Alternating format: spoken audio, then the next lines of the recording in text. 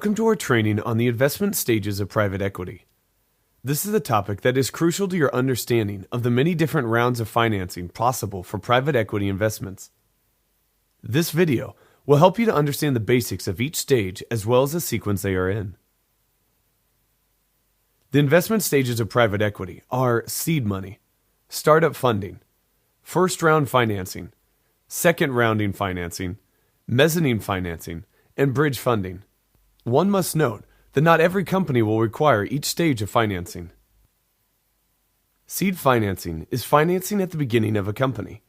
Seed money, sometimes known as seed funding, or friends and family funding, or angel funding, is a securities offering whereby one or more parties that have some connection to the new enterprise invest the funds necessary to start the business so that it has enough funds to sustain itself for a period of development until it reaches either a state where it is able to continue funding itself, or has created something in value so that it is worthy of future rounds of funding.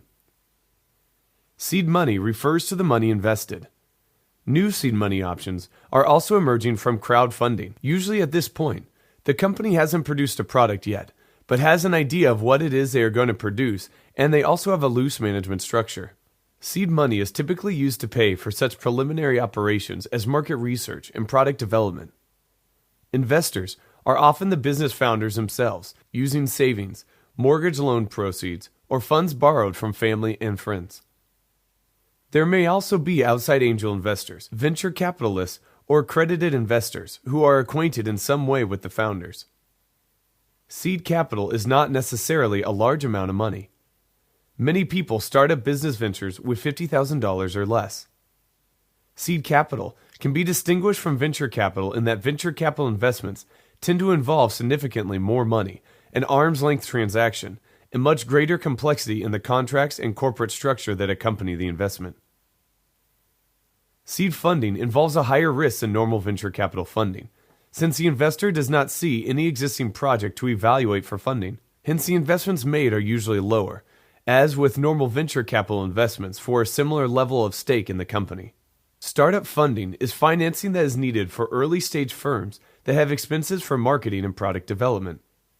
This funding is used after the product idea has been initially developed to further refine it and begin to market it. The next round of financing is first-round financing. This stage occurs immediately before the company begins to produce a product. The purpose of this funding is to further develop the management team, further develop the product, and demonstrate that the business is going to be successful. This financing is often provided by angel investors or smaller venture capital funding. It is important to understand first-round financing, as there are different nuances to consider depending on whether you're talking about a PIPE fund, private equity firm, angel investors, or hedge fund investors. These investors tend to use different structures and have even different exit strategies. You have to think of financing like a chess game. You have to think 2 or 3 steps ahead. Most companies don't raise venture capital financing in one round without the need to raise financing in 2 or 3 subsequent rounds. First round financing, therefore, becomes important for several reasons. 1. If you give away too much equity, your company's common or preferred stock, in the first round, you have greatly diluted the ownership position of the management team. For instance, if you give up 45% and you are likely going to need subsequent financing, then the result will probably mean giving up voting control of the company to raise more capital. Of course, if you can convince subsequent round investors to give you super preferred voting rights, then you may be able to maintain voting control, even if you lose majority ownership in the company. 2. Venture capital firms typically like to control the whole deal. This means if you give up too much in the first round financing, you will be at their mercy in subsequent rounds. They will take advantage of the fact that you are desperate for more cash for the company. They will also have the deal structured, so if you refuse to give up control in the subsequent financing round, they will be able to take over the company and replace management. They can do this by structuring the financing terms with a number of different default clauses. And 3.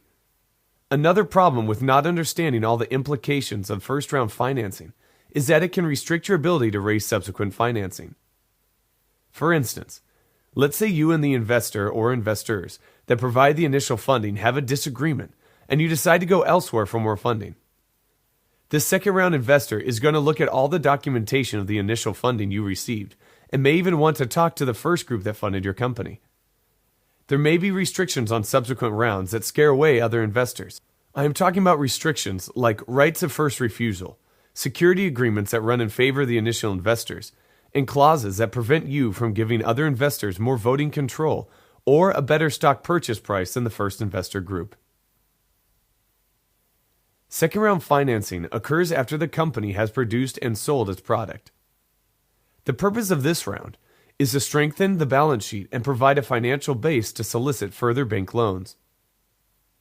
It is also used to further develop the marketing plan and establish strategic alliances in the market.